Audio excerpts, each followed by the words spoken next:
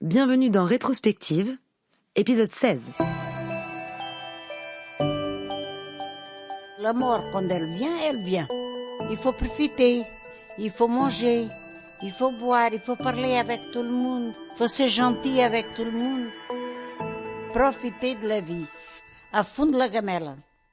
Dans cet épisode, j'ai enregistré ma grand-mère, Ottilia, 82 ans, qui est portugaise. Elle a vécu beaucoup d'années de sa vie en France, donc elle parle français, mais vous allez entendre qu'elle a quand même un gros accent, et donc j'ai fait le choix de laisser certaines de mes questions et d'introduire parfois quelques explications. C'est vraiment difficile pour moi de me rendre compte de ce qui est compréhensible ou pas, parce que moi, je l'entends parler comme ça depuis toujours, donc je comprends à peu près 99% de ce qu'elle dit. Mais je sais que parfois, quand on n'a pas l'habitude, ça peut être un peu compliqué.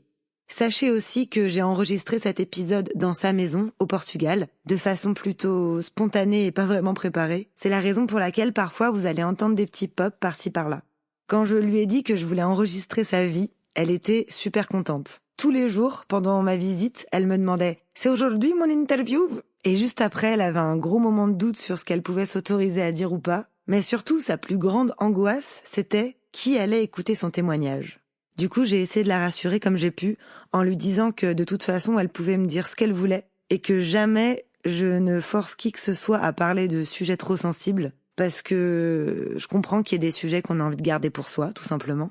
Ma grand-mère et mon grand-père se connaissent et vivent ensemble depuis qu'ils sont très jeunes, mais malheureusement, depuis quelques années, il est de plus en plus malade et handicapé. D'après les médecins, il a ce que l'on appelle une dégénérescence du cerveau, ce qui est en fait le résultat de la détérioration du système cérébral, et donc une maladie qui porte atteinte au système nerveux et donc au cerveau. Il a commencé par perdre sa capacité à marcher normalement, et puis on a vu son état se dégrader extrêmement vite. Aujourd'hui, il est dans un fauteuil roulant, incapable de se lever, il peut à peine parler, et depuis quelques mois, on a même remarqué qu'il était en train de perdre la vue. Mon grand-père, c'était un homme très travailleur, très actif. Il faisait même de l'accordéon dans un orchestre quand il était jeune, et d'ailleurs il a jamais vraiment arrêté d'en jouer, jusqu'à ce qu'il puisse plus se servir de ses mains.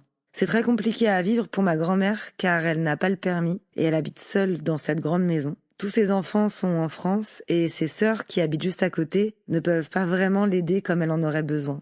Mais heureusement, grâce à l'une de mes tantes, elle a trouvé une femme incroyable. Elle s'appelle Aksana, et elle vient 6 jours sur 7 s'occuper de mon grand-père. Elle est évidemment payée pour le faire, mais elle n'hésite pas à en faire plus pour aider ma grand-mère et lui rendre la vie moins difficile. Je suis vraiment très reconnaissante et rassurée de savoir que c'est cette femme qui s'occupe de mes grands-parents. J'ai jamais été très proche de mon grand-père parce que c'était un homme très froid et distant, même si c'est vrai qu'en vieillissant, il était plus détendu, plus drôle et un peu moins strict. Ma grand-mère, par contre, c'est tout l'inverse. C'est une femme extrêmement drôle, gentille, généreuse, affectueuse, qui adore faire la fête et faire plaisir aux autres. Aujourd'hui, les voir tous les deux dans cette situation, ça me brise le cœur. Pour elle, prendre la décision de le laisser dans un EHPAD, c'est trop difficile. Alors, elle a organisé son quotidien autour de la maladie. Je suis vraiment très admirative de son courage et de sa force dans cette épreuve de vie, à 82 ans. Même si, comme vous allez l'entendre, c'est parfois très dur, mais elle ne lâche rien. Bonne écoute à tous. Diga en français. Ah oui. Je m'appelle Ottilia Custodio. C'est bon? J'ai 82 ans. J'ai 3 enfants. Fabrice a 60 ans. Hélène a 57. Elsa a 52, je crois. Oui, quelque chose comme ça. Ma grand-mère a 3 enfants. Fabrice, qui est l'aîné, Helena, qui est ma maman, et Elsa. Je suis née à Faro, au Algarve, en 1939. Elle est née à Faro, en Algarve, en 1939, au Portugal.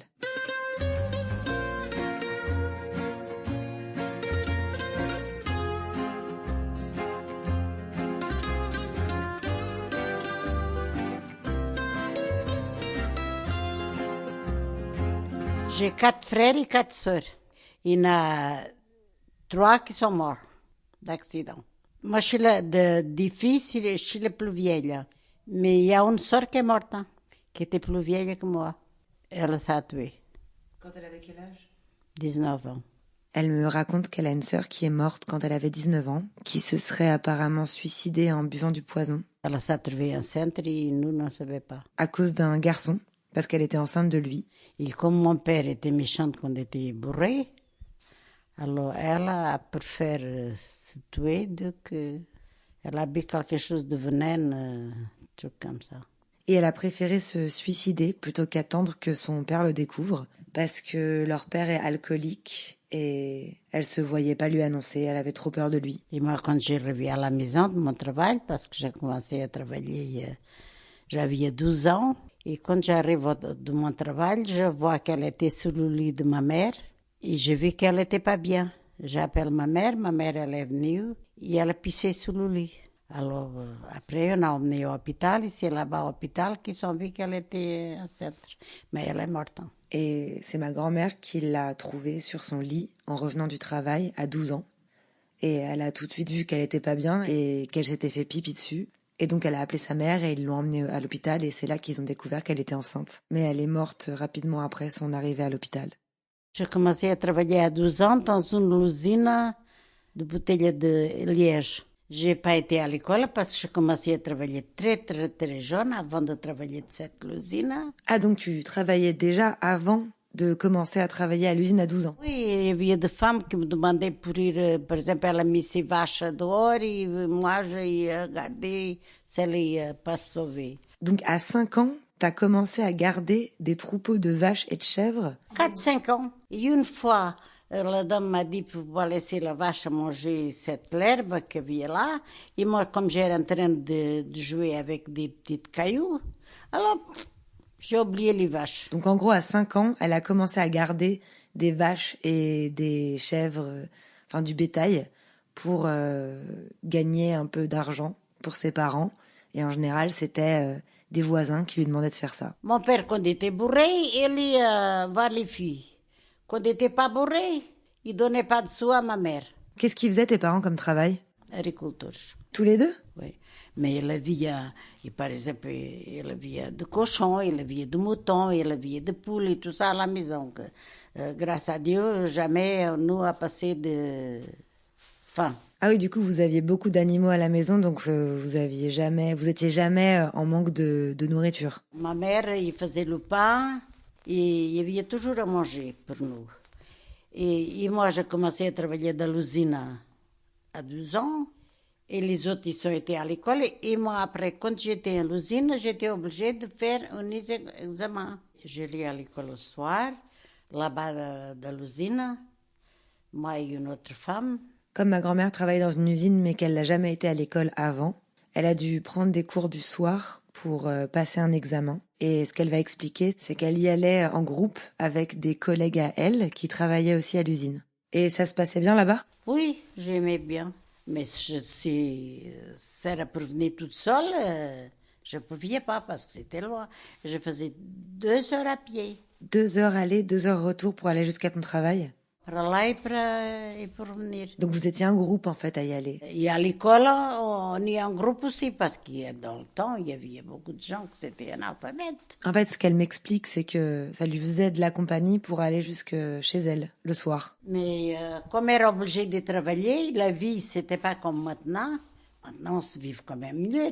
Heureusement que ma mère, elle avait sa petite maison, elle avait de terre. Et ton père, quand il était bourré, il t'a déjà frappé? Oui. Mais j'ai vu mon père casser les dents à ma mère. Et ma mère, avant, quand elle était, que nous, on savait qu'elle y arrivait bourrée, on se cachait dedans d'une petite cabane. Pour elle, elle ne savait pas de nous. Et nous, le lendemain matin, elle était déjà bien, il ne faisait pas de mal à nous. Mais est-ce que c'était tous les jours? Non, elle travaillait quand même. Oui, en gros, quand il n'était pas bourré, il n'était pas trop méchant avec vous, quoi. Et ma mère, des fois, elle y travaillait aussi dans la terre aussi. Une fois, j'ai resté toute seule, c'était d'hiver, c'était moi la plus vieille. Je restais toute seule avec mes frères et sœurs. Et comme c'était d'hiver, il faisait trop froid, et on avait un genre de truc par terre, comme une, je ne sais pas t'expliquer, pour se chauffer. Tu sais, comme une cheminée. Ah, un poêle? Oui. Et par terre, et nous, comme havia froid, les autres étaient tous petites, moi j'étais la plus vieille, on était acheté de couverture, et on a mis les couvertures pour nous chauffer. Après le feu, elle a attrapé la couverture, quand nous a regardé, le truc était tout déjà en train de brûler. Alors moi et mes frères et sœurs, moi j'étais plus vieille, mais j'ai mis tout dehors qui pleuvait. Quand ma mère est arrivée au soir, les matelas et tout ça étaient tous dehors. Donc t'as sauvé tes frères et sœurs en fait. J'ai sauvé mes frères et sœurs, ils à la maison. T'as évité un incendie. Voilà. J'ai été obligée de couper un passage dans lequel elle m'explique que sa mère, parfois, elle allait travailler aussi dans une épicerie dans laquelle elle s'occupait des tonneaux pour le vin, les olives, etc. Mais comme elle était tout le temps enceinte, elle était beaucoup plus souvent à la maison qu'au travail. Moi, j'étais un petit peu sauvage. Pourquoi t'étais sauvage? Parce que j'étais blessée. De mon père, travailler, je touchais mon argent, j'étais obligée de donner tout à ma mère. Au samedi, au dimanche, il faut que je lave, il faut que je fasse la peinture à la maison, il faut que je fasse tout. C'était le plus vieux qui faisait ça. Une fois, j'arrive, quand elle a accouché de Sidalia. Sidalia, c'est sa petite sœur. Je dis, vous avez besoin encore de cette fille? C'est pas de sa faute. Mais moi, j'étais tellement en colère de cette fille, elle n'avait pas besoin, déjà, parce qu'il y avait déjà assez. Bon, elle est venue. En fait, elle comprend pas pourquoi sa mère, elle continue à faire des enfants alors qu'ils sont déjà dans la misère et que la vie est déjà assez dure comme ça, donc elle lui en voulait beaucoup. Et alors, j'étais obligée d'nettoyer parce que elle a couché avec des femmes, tu sais, comme elle vivait dans le temps. Des sages-femmes? Des sages-femmes et à la maison. Okay. Et alors, j'étais obligée de nettoyer toute sa chambre, et de tout. Tu sais, ma mère, et après, du lendemain, la pauvre era déjà debout. Et en fait, du coup, quand elle est arrivée dans la chambre et qu'elle a vu que sa mère était en train d'accoucher, donc de sa petite sœur, en plus, elle a dû nettoyer toute la chambre après, des draps pleins de sang, etc. Et ce qu'elle dit, c'est que c'était pas comme maintenant. Sa mère, elle restait pas plusieurs jours au lit. En fait, c'était vraiment, elle accouche, hop, debout, on va travailler. Il n'y a pas de temps de repos du tout. Et c'était une vie, bon, mais on era déjà un petit peu, on y au bal, au dimanche avec ma mère. Au bal? Oui, à Pchon. Pchon, c'est un village à côté de Faro. Une demi-heure après, à pied. Mais le père et la mère toujours derrière nous. Heureusement qu'il y avait cet événement tous les dimanches, donc ce bal de village où ma grand-mère adorait aller, même si elle était chaperonnée par ses parents. C'était quand même une bouffée d'air frais et un moyen de s'échapper un peu du quotidien et d'aller danser, d'aller s'amuser. Est-ce que c'est au bal que t'as rencontré Papy? Non. Papy, j'ai rencontré Papy parce que c'était du temps d'encouragement. Et nous, avec une dame, on jouait aux cartes à bonbons. Ils s'amusaient comme ça. Parce qu'il n'y avait pas de trucs comme il y a maintenant, de boîtes, il n'y avait rien que le bal au dimanche. Et nous, on faisait ça d'hiver parce que le courage, mais il n'y a pas de bal. Donc elle a rencontré mon grand-père pendant le carême. Et en fait, pendant le carême, il n'y a pas de bal. Et donc du coup, elle allait chez une amie et ils jouaient aux cartes et ils misaient des bonbons. Alors après, quand son mari de cette femme arrive avec mon mari. Papy, elle avait 19 ans. Moi, j'avais 20 ans parce que je suis plus vieille que lui. Non, cette fois-là, elle avait 18 ans. Mais lui, il m'a menti. Il me disait qu'il y avait 23 ans, 24 ans, un truc comme ça. Et donc, elle jouait aux cartes chez cette amie. Et parfois, il y avait des musiciens qui venaient pour faire de la musique. Et ce soir-là, le mari de son amie arrive avec 2 hommes. Donc, mon grand-père, qui jouait de l'accordéon, et un ami à lui. Il y avait des gars qui jouaient, parce que c'était pour nous s'amuser. Il y avait qui gagnait de bonbons. Et après est venu Papy, avec un copain. Mais il est venu avec le mari de cette femme. Que nous, on faisait ça, les cartes chez elle. Papy jouait d'accordéon. Et l'autre, il parlait avec nous, il jouait aux cartes. Et après l'autre, avant de partir, il m'a demandé si je voulais rester copine avec lui autant qu'il allait faire son service militaire. Moi, j'ai rien dit. Et Papy, après, elle m'a fait la cour. Et après, je restais avec papy. Donc en gros, ce mec-là qui était venu avec mon grand-père, il a flashé sur ma grand-mère et il lui a demandé si elle pouvait l'attendre et qu'elle se réserve en fait à lui pour son retour du service militaire. Et elle lui a dit oui.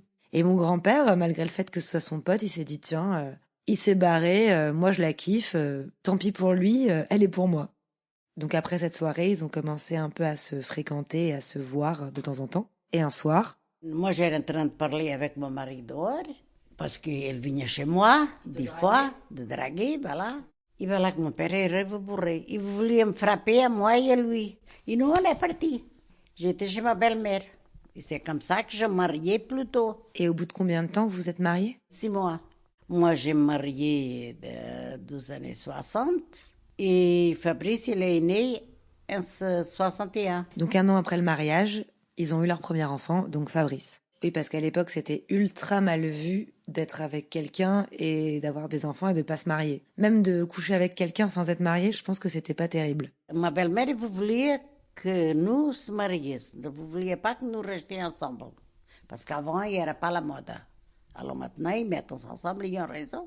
Parce que ça se divorce souvent. Avant, c'était pas à la mode d'être ensemble sans être mariés. Elle me dit que c'est mieux maintenant parce que avant il y avait beaucoup de divorces à cause de ça. Et on a loué une maison à Orléans, à côté de ma belle-mère. Orléans, c'est une super jolie petite ville juste à côté de Faro. Ma belle-mère, elle habitait rue de Sacadura Cabral. Et moi, j'habitais de rue Gacoiti, de l'autre côté. Et après, comme je me trouvais en centre, claro, je restais là avec mon enfant. La maison là-bas, elle era petite et tout ça. Et moi, je ne voulais pas rester à côté de ma belle-mère parce qu'elle se mélangeait beaucoup. Elle se mêlait de ta vie? Oui. Et moi, je n'aime pas qu'ils me mêlent de ma vie. Et après, j'ai loué ici une maison. Je venais habiter ici. Avant des années 60, il y avait beaucoup qui partaient en France ou de notre pays. Parce qu'ils se gagnaient plus qu'ici. Et voilà que mon mari, une fois, il a été joué en Espagne, avec une orchestre, qu'il jouait dans une orchestre. Et tout d'un coup, ils ont commencé à parler. Oh, on va partir en France. Ils sont partis en France à pied. Il est parti en France avec l'accordéon et ils sont pris l'autocar, ils sont pris des stops, ils ont pris le train, mais étaient obligés parce qu'il n'y avait pas de papier pour ne pas rester en prison. Il y avait un qui était en prison, qui sont l'attrapé quand même, et papy s'est sauvé. Alors ils sont arrivés en France en quelle année? Attends, 70? Ça fait combien d'années maintenant?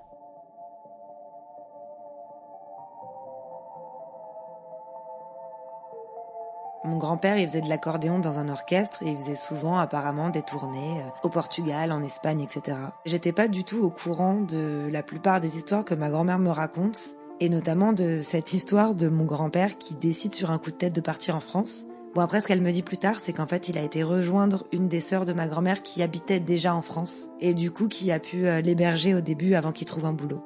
Donc là, j'apprends aussi que mon grand-père apparemment a évité la prison. Chose que je ne savais pas non plus. Je sais pas pourquoi, mais ça me fait trop bizarre d'imaginer mon grand-père à la route en train de faire du stop avec son accordéon et sa troupe en mode hippie à faire du stop avec des pancartes. Et en plus, tout ça se passe dans les années 70, donc ça rajoute clairement un son musical au film que je suis en train de me faire dans la tête. J'ai du mal à l'imaginer, mais je trouve ça hyper cool et hyper courageux en fait. Je sais pas si c'est du courage ou de la folie, mais en tout cas, je suis hyper contente de connaître cette histoire. Et toi, t'étais où pendant ce temps-là? Là, de ma maison avec mes enfants. Non, il m'a appelé après. Ok, donc quand il est arrivé en France, il t'a prévenu qu'il était parti en France. Et ensuite, il est parti dormir chez ta sœur, de temps de trouver un travail et que son patron lui donne un logement social, en fait. Il a été dormir chez elle et après, comme il a travaillé à Agnières, de son patron, il avait, le patron avant, il y avait une cabane pour les gens dormir. Comment il a fait s'il avait pas de papier? Mais il a fait des papiers là-bas. Ok, il s'est fait des papiers et du coup, il s'est fait embaucher. Voilà. Il s'est fait embaucher. Avant, c'était comme ça. Tout le monde faisait des papiers. Et après, au moment qu'il était installé, il m'a appelé. Mon oncle, qui était marié avec la sœur de ma mère, il avait de gens qui se connaissent, tout ça, au consulat et tout ça. Il a fait le passeport pour moi. Alors j'ai parti, Hélène et Elsa restaient ici. Apparemment, son oncle, il connaissait des gens qui travaillent au consulat et donc il a réussi à lui faire un passeport. Donc une fois qu'elle a eu son passeport, elle a rejoint mon grand-père et elle a laissé les enfants avec sa belle-mère. Et après, quand moi j'avais mes papiers et tout ça là-bas, que j'ai loué la maison et tout ça, je viens chercher Hélène et Elsa et Fabrice était après, parce qu'elle était avec sa grand-mère. Et peu de temps après, elle est revenue chercher ma mère et ma tante. Et c'est quand mon grand-père a trouvé un boulot dans une nouvelle compagnie que son patron lui a proposé d'aller habiter dans un HLM à Garges-les-Gonesse. Et alors après, son patron l'a trouvé, j'avais un appartement, quatre pièces. Et nous avons été habiter là-bas parce qu'on payait quand même moins cher. Et vous êtes resté combien de temps à Garges-les-Gonesse? 30 ans. Et t'aimais bien vivre là-bas? Bon, j'étais chez moi. Ça te manquait pas le Portugal? Non, parce qu'on n'avait pas de maison. Après, quand j'avais ici déjà à la maison, il me manquait. En fait, elle me dit qu'au départ, ça lui manquait pas parce qu'ils avaient pas de maison au Portugal vraiment à eux. Et ensuite, ils ont fait construire cette maison, donc que moi, personnellement, j'ai toujours connue, à Faro, une grande maison familiale. Et à partir du moment où cette maison existait, c'est là où ma grand-mère, parfois, elle était un peu nostalgique du Portugal. Et tu travaillais en France? Je n'ai pas travaillé beaucoup en France. Mon mari travaillait, mais pas moi. Il faisait quoi comme métier, papy? Papy a fait beaucoup de métiers. Il a travaillé chez Cora 11 ans. Il a travaillé chez PIC. Il a travaillé dans une... tout que j'ai dit maintenant, une première... Cora. Non, au Boi. O patrão chamavam-lhe o Boi, a Anher. C'était la ferralha du bâtiment. Tu sais les bâtiments, quando ils fazem les chafurdagem et tout ça, ils faisaient en fer. Oui. Lui, il faisait ça. Il fabriquait les échafaudages. Voilà, oui. Et ele jouait bon, à tout, pintava, fazia bricolage, fazia tout. Oui, il faisait la peinture, le bricolage. Il était maçon aussi. En fait, il était multifonction, mon grand-père. Mais en tout cas, c'était toujours des métiers très physiques, très manuels. Je travaillais 4 ans dans une usine de linge à Paris. Je pliais du linge dans une machine. J'étais assise et la machine venait et nous on pliait le linge. Il y avait beaucoup de draps, de train, parce que maintenant il n'y en a plus. Et le patron il s'appelait Monsieur André. Monsieur André. Et après, le Fabrice, quand il était là-bas en France, que j'ai emmené, il avait 16 ans, il a été travailler avec moi.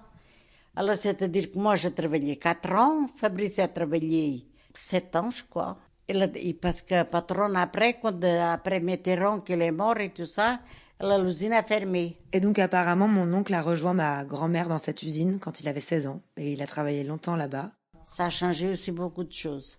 Quand l'usine a fermé, t'as fait quoi, du coup? J'ai commencé à garder des enfants. J'étais à mairie, et la mairie m'a manqué, j'ai été nourrissant. C'est comme ça que Chantal m'a trouvé. Chantal, c'est la mère d'Élodie, qui est la petite fille dont ma grand-mère s'est occupée le plus dans sa vie. Je crois qu'elle a commencé à s'occuper d'Élo quand elle avait 6 mois. Et aujourd'hui, en fait, c'est comme si c'était ma cousine, puisque à chaque fois que j'allais chez ma grand-mère, elle était là, on jouait ensemble. Et comme elle l'a gardée pratiquement toute sa vie, c'est vraiment devenu un membre de la famille à part entière. Et encore aujourd'hui, Élodie, elle l'appelle mamie. Je crois qu'elle l'a jamais appelée par son prénom d'ailleurs. Et après, j'ai gardé toujours Élo, j'ai gardé 2 petits noirs, 2 chinois. Il y a un qui s'appelait Johan, d'ailleurs, il est venu au Portugal avec moi, et après, il ne voulait pas partir. T'aimais bien garder les enfants? Oui, j'aimais bien. Elle est sage avec moi. Comment ça se passait entre toi et papy, dans votre couple? Vous étiez amoureux ou... C'est pas une question de ser amoureuse. C'est une question de se comprendre. Papy, des fois, il faisait des trucs que moi, je n'aimais pas, mais on a resté toujours ensemble. Jamais, il y avait une discussion avec nous.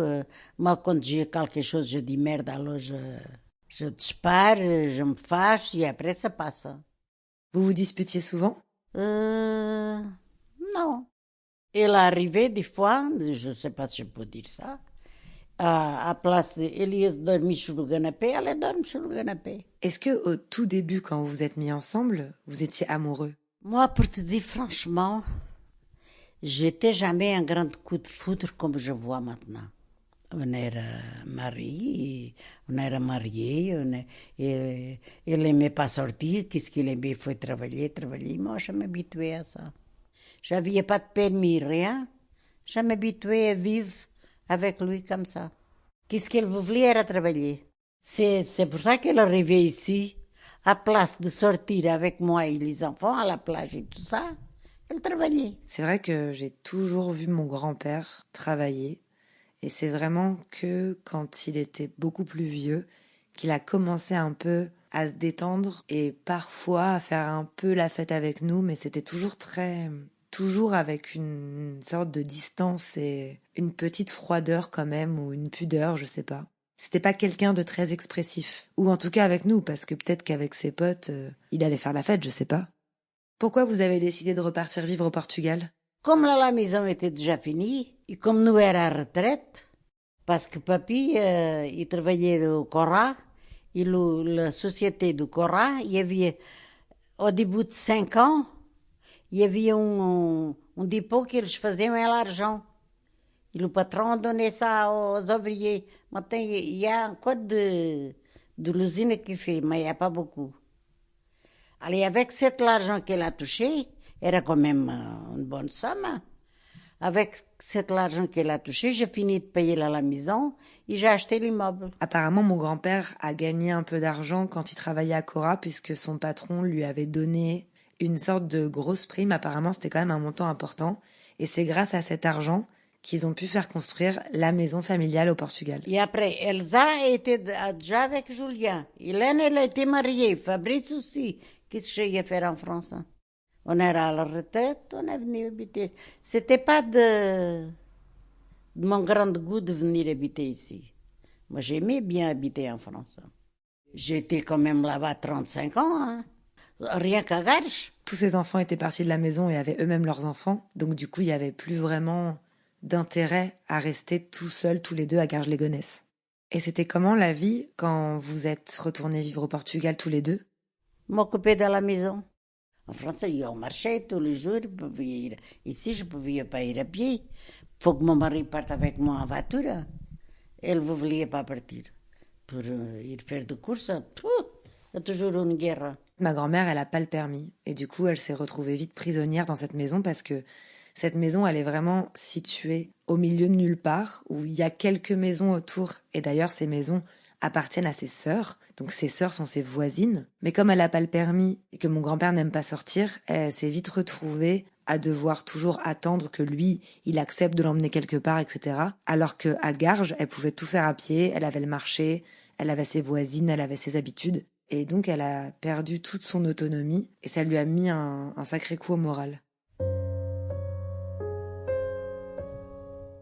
À quel moment est-ce que la santé de papy a commencé à se dégrader? À la santé de papy, tu te rappelles qu'elle est de 17 ans, je crois. Je sais que tu es venu en France après que j'ai parti. Quand ils ont fait les premiers diagnostics à mon grand-père, j'étais aux États-Unis et quand je suis revenue en France, j'ai beaucoup accompagné mon grand-père et ma grand-mère à l'hôpital parce que c'est un moment où ils sont restés beaucoup en France à cause des examens. Et donc c'est à partir de 2017 qu'il a vraiment commencé à aller de plus en plus mal. Et je me souviens que ça a commencé par la marche. À place de marcher à droite, il marchait à gauche. Alors, c'est-à-dire, là-bas en France, le docteur a dit que les selles, c'est ça? Les cellules? Ils sont en train de mourir. Quand j'arrivais de l'aéroport avec lui, era obligé d'une hôtesse et il l'a emmené jusqu'à Valise et qu'il ia, par exemple, comme ça avec moi. Quand je savais, il était déjà là-bas. Et après, il a perdu tout ce marché. Et les docteurs, ils disent que c'est vieux, qu'il n'a rien de cancéreuse, mais c'est dans la tête. Et c'est vrai que c'est dans la tête, parce que c'est la tête qui dirige tout. Il n'arrêtait pas de tomber. Et des fois, il y a à taverne, là, en vélo, il tombait, et les gens, ils rient, ils regardaient, ils rient, ils croyaient qu'il était bourré, qu'il ne buvait jamais. Il buvait, par exemple, à la maison, mais ça, comme ça, non. Et est-ce que tu peux nous dire comment ça se passe aujourd'hui et nous décrire un peu son état? Et aujourd'hui, qui en vive plus mal, c'est moi. On est obligé de sortir pour mettre la chaise. Et moi, je ne peux pas le tenir parce qu'il est mort là-bas. Je suis obligée d'embaucher quelqu'un pour le garder parce que moi, je ne pouvais pas. Sinon, moi, j'allais mourir avant lui. Qu'est-ce que je pense de tout ça? Je pense que j'ai droit à rien, je ne demande rien à personne. C'est moi que je paye tout. Et je pense que pouvais le mettre dans la maison de vieux, mais j'ai pas mis parce que j'étais de la peine et tout ça de le mettre. Et la maison de repos de vieux, c'est pour mourir, lui comme il est. Ici, il mange ce qu'il veut, il mange toujours à la même heure, et on se lève, et on fait ce qu'il veut. Et dans la maison de retraite, tu ne peux pas faire ça. Quand j'ai de la compagnie, on dirait que ça me donne de la force. Quand je suis toute seule, je suis malheureuse, je pleure, c'est la vie. Mais je suis obligée de faire ça toute la vie. Mais j'ai l'impression que tu arrives à lui parler quand même, enfin qu'il comprend encore ce qui se passe et qu'il répond. Si. Mais il m'appelle. Et après, j'arrive à côté de lui. Je dis, alors parle. Ah, je voulais que tu viennes à côté de moi. Je dis, je ne peux pas rester toujours à côté de toi. Parce qu'ici, quand même, il y a du travail, dehors et tout ça. Et moi, je ne peux pas rester assise en train de regarder tous les jours. Il faut que je fasse quelque chose. Ici, une vie est très dure, oui. C'est plus dur pour moi parce que mes soeurs ne sont pas gentilles avec moi. Ils ne viennent même pas voir, ils ne demandent même pas à papy comment elle va. Et pourtant, elles habitent tout autour de toi. Et que virge Le virus a laissé les personnes à moitié cinglées. J'ai entendu ça déjà à la télé. Hein. Et tu crois que c'est ce virus qui fait qu'ils viennent pas te voir? C'est parce qu'ils ont peur du Covid, en fait? Le virus a tapé sur la tête beaucoup. Mais quand même, ça coûte rien de dire « Non, ça va ». Noémia, c'était ma meilleure amie. Noémia, c'était la meilleure amie de ma grand-mère. À cause du Covid, j'y vais pas. Moi, je te dis franchement, j'ai jamais fait attention au Covid. Parce que le Covid, c'est un rhume. Avant, nous, on a été enrhumés. Il y avait, par exemple, ma pneumonie. Et j'ai été une quand j'étais jeune. J'étais très malade. Voilà, maintenant, ils sont baptisés, c'est au Covid, c'est au Covid. Mais t'es vaccinée maintenant? Grâce à Dieu, les deux, et lui aussi. Sa maladie à lui, c'est de ses jambes et la tête qui... Tu sais, c'est la tête qui commande. Je regrette d'être mariée avec lui. Tu regrettes de t'être mariée avec lui? Pourquoi? Parce que si j'ai vu une plage ou quelque chose, c'était avec mes enfants. Lui, il n'est jamais à la plage avec nous. Et quand je jouais l'accordéon, il jouait d'accordéon. Et après, quand il era déjà, il jouait d'accordéon à la maison, il me cassait la tête tout l'après-midi. Moi, je vous ai quand même souvent vu vous prendre la tête et je vous ai jamais vu vous faire des bisous ou des câlins ou vous montrer des signes d'affection en public, quoi. Enfin, j'ai jamais eu l'impression que vous étiez très amoureux. Et je t'ai souvent entendu dire qu'il te saoulait, qu'il te prenait la tête, que t'en avais marre de lui. Et malgré tout ça, maintenant qu'il est dans un fauteuil roulant, pour toi, c'est inconcevable de te séparer de lui. Qu'est-ce que je veux me séparer de lui? Moi, je ne suis pas mon genre de dire connaître un autre homme parce que celui-là, il est tordu, parce que celui-là, il est malade, non. J'aimais bien Oksana. Et comme j'aimais bien Oksana sait me juger. Et je le dis pour elle ir m'acheter, qu'est-ce que je veux, elle va. Elle m'emmène à faire des courses, elle va avec moi. Parce que mes soeurs, non, ils ont de voiture et maintenant, c'est ça que je regrette d'un jour que je n'ai pas passé mon permis. Oksana, c'est la personne que t'as engagée pour s'occuper de papy. Et elle vient tous les jours, même le dimanche? Non, dimanche, c'est son jour de congé. Et comment tu fais quand elle est pas là et que t'es toute seule? Si Dalia, il vient des fois m'aider, mais maintenant... Mais c'est quand même toi qui es obligée de changer la couche de papy. Ah, toujours. J'ai jamais cru que mon mari y arrivait comme ça. C'est la vie. Tu penses que tu vas revenir en France un jour? Je sais pas. Maintenant, j'ai perdu l'espérance. Depuis que mon grand-père est malade, ma grand-mère ne peut plus venir à Noël. Avant, elle venait tous les ans. Comme elle le dit, elle a un peu perdu espoir de revenir. Parce qu'à mon âge, je ne sais pas combien, il peut rester là beaucoup de temps encore. Hein. Il mange beaucoup. Hein. Tu veux dire, tant que t'es avec papy, de toute façon, tu pourras pas revenir en France? J'ai pas de maison en France. J'avais dit à papy pour faire une maison en France, elle l'a pas fait. Je te dis une chose. Pour ses enfants, elle a jamais, je crois, qu'à donner 1 euro. Oui, ça c'est vrai, je suis témoin. Oui, oui, et pour ses petits-enfants, pareil. Je vis ma mère souffrir tellement. Pourquoi que moi j'ai... Elle n'était pas méchante, mais elle cinglée. Oui, en fait, ce que tu veux dire, c'est que t'as vu ta mère avec un mari alcoolique qui la frappait, et c'était pas le cas de papy, donc tu t'es dit que ça allait rester avec lui. Voilà, oui. Ce qui se comprend. Je ne sais jamais passer pour la tête de quitter. Qu'est-ce que j'ai eu quitter pour faire quoi? Maintenant, les femmes, ils ont des voitures. Et moi, c'est un truc qui j'ai pas envie d'autres hommes. Je souffre pour moi, ou je pleure, ou je ris, ou je bois un coup, je commence à fumer. Voilà. Et je ne veux pas qu'ils me jugent de que je fasse. Et quand tu t'occupes pas de papy, tu fais quoi de tes journées? Je reste assise, je regarde la télé. Tu fais pas que ça, tu t'occupes aussi de ton jardin. Ah bah oui, des fois, pour pas penser beaucoup, je m'occupe du jardin. J'espère bien que je reste encore algun temps comme je suis, malgré que des fois j'ai mal à mes jambes, et que mon mari reste là, que moi je peux quand même m'occuper de lui. Ses enfants, ils habitent loin. Nous n'avons pas quitté sa vie pour lui. Pour elle, s'il va dans la maison de vieux, elle meurt tout de suite. Parce qu'il faut qu'il donne à manger comme elle mange d'habitude. Je suis toute seule, mais il y a quelque chose, je suis courageuse. Hein? J'entends un bruit, je sors dehors avec un bâton. Ça m'étonne pas du tout. Ça, c'est vrai. Ma grand-mère, elle a peur de rien. Je pense que si un jour il y a un cambrioleur qui rentre dans la maison, il va vite repartir. Avant, quand j'étais petite, tout le monde se parlait. Alors, vas-y, ça va et tout ça. Alors maintenant, tout le monde se cache.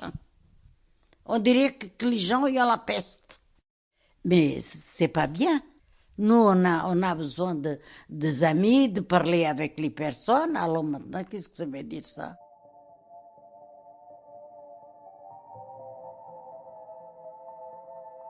Qu'est-ce que j'espère pour la vie? Que je tombe pas assez marcher comme mon mari. Que je marche toujours avec mes jambes.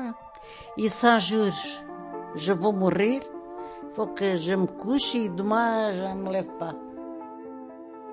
Mon mari me dit, viens te mettre à côté de moi, on va mourir tous les deux. Il veut que je meure avec lui. Je dis, tu sais, la mort, quand elle bat à la porte, nous on entend battre à la porte, mais maintenant, je ne sais pas quand je vais mourir. J'ai peur de souffrir, mais pas de mourir. Et lui aussi, il n'a pas de douleur, parce que moi je le demande. Mais il souffre quand même de ne pas marcher et de pas sortir de sa chaise. Hein. Bah oui, même s'il souffre pas physiquement, c'est quand même une souffrance de voir les autres continuer à vivre et d'être incapable de pouvoir se déplacer ou de vivre normalement. Tu crois qu'il y a quelque chose après la mort? Non. J'ai la foi en ange qui marche, qui me protège, que j'écoute, que je peux parler avec lui, avec une image que c'est rien du tout. Mais pour te dire croire après la mort, je ne crois pas. Je fasse ma prière toujours avant de me coucher. C'est quoi ta prière? Toujours la même. Nesta cama me deito, nesta cama me levanto. Se a morte vier buscar, peço toda a minha atenção para a alma me salvar. Tu peux nous faire la traduction? Je ne sais pas te faire en français. C'est un truc simple. De mon lit, je me couche. Non, je ne sais pas dire en français. Essaye. De mon lit, je me couche pour une âme me salver, me protéger. Et je ne sais pas. Attends, dans mon lit, je me couche pour... Pour a minha alma, também a minha alma. Mon âme? Oui, me protéger. Pour que mon âme me protège. E nesta cama me deito, nesta cama me levanto, se a morte vier buscar. Se a morte vient me chercher, Si la mort vient me chercher, que ma alma me protège. que mon âme me protège. C'est tout. Et après, tu fais ton signe, c'est tout. Et pour finir, qu'est-ce que tu as envie de dire aux personnes qui t'écoutent? Et qu'est-ce que je dis pour finir, c'est que les gens soient gentils avec tout le monde. Il faut prendre sa vie comme elle veut. Il faut manger. il faut boire, il faut danser, il faut dire bonjour à tout le monde. Parce que la vie, c'est 2 jours. Demain, tu es ici, aujourd'hui, tu es ici, demain, tu ne sais pas où tu es. Il faut profiter de la vie, à fond de la gamelle. Pas penser que nous allons mourir, parce que la mort, quand elle vient, elle vient. Alors, elle peut arriver n'importe quand, et nous, il faut profiter, il faut manger, il faut boire, il faut parler avec tout le monde. Il faut être gentil avec tout le monde. Parce que laisser de parler, croyez, je suis plus que lui, non, c'est pas bon. On est tous pareils. Ne prenne pas la tête parce que je suis plus que lui, j'ai plus de l'argent. Non, c'est pas l'argent, il porte rien. Bon, ça sert. Mais faut pas que nous prenions la tête trop. Qui a de l'argent, qui n'a pas. Mais toute la vie était comme ça. Faut pas prendre sa tête plus haut que la musique. C'est toujours très émouvant pour moi quand j'enregistre quelqu'un de ma famille. J'avais déjà enregistré mon autre grand-mère et à chaque fois que j'écoute l'épisode, c'est la même émotion. Là, je ne vous cache pas que monter ce témoignage était compliqué. Je savais pas exactement ce que j'allais traduire, ce que j'allais laisser, ce que j'avais besoin de répéter ou pas, parce que, sauf exception de temps en temps, mais je comprends 99% de ce qu'elle dit. Donc j'imagine que certaines personnes ne vont pas tout comprendre. Mais en tout cas, ça faisait un moment que j'avais envie qu'elle me raconte. À travers l'histoire de ma grand-mère, j'en ai aussi appris pas mal sur mon grand-père, ce qui est génial parce que malheureusement, il ne sera plus jamais capable de me raconter la sienne. Je me rassure un peu en me disant que de toute façon, même quand il allait bien, il n'aurait jamais eu envie de me raconter sa vie. C'était vraiment pas quelqu'un qui était dans l'émotion, dans la confession, dans les sentiments, la discussion, etc. C'était quelqu'un de très renfermé sur lui-même. Et je lui jette pas la pierre parce que il a grandi dans une autre époque. Mais ma grand-mère aussi. Et pour moi, ma grand-mère, c'est quelqu'un d'à part. C'est une femme exceptionnelle, gentille, incroyablement drôle. Et ce que je lui souhaite de tout mon cœur, c'est d'aller bien le plus longtemps possible. Et peut-être un jour, soit de revenir vivre en France, proche de sa famille, soit d'avoir de la famille qui va vivre avec elle au Portugal. L'avenir nous le dira. En attendant, j'espère que vous avez aimé cet épisode. Si vous aimez mon podcast et vous voulez le soutenir, n'hésitez pas à me mettre 5 étoiles sur Apple Podcast et à partager les épisodes qui sont disponibles sur toutes les plateformes. C'est un réel plaisir pour moi d'être de retour. N'hésitez pas aussi à me laisser des commentaires et à me dire ce que vous avez pensé des épisodes et du podcast en général. C'est important pour moi. Vous pourrez retrouver toutes les informations concernant cet épisode et le podcast sur la page Instagram du podcast, Rétrospective Podcast. Oui, je sais, ça fait beaucoup de podcasts dans une seule phrase. Beaucoup d'épisodes vont arriver. En attendant, portez-vous bien et je vous dis à très bientôt dans un nouvel épisode de Rétrospective. Põe lá isso para mim entendre qu'est-ce que je parlais. Moi, quand je parle, moi, je connais pas ma voix. Ça se peut entendre là? Tu veux que je te fasse écouter? Où est ton ordinateur? L'ordinateur, il est dans la chambre. Tu veux écouter maintenant? Attends, je vais te faire écouter. Non, tu peux faire écouter seulement un petit peu. D'accord.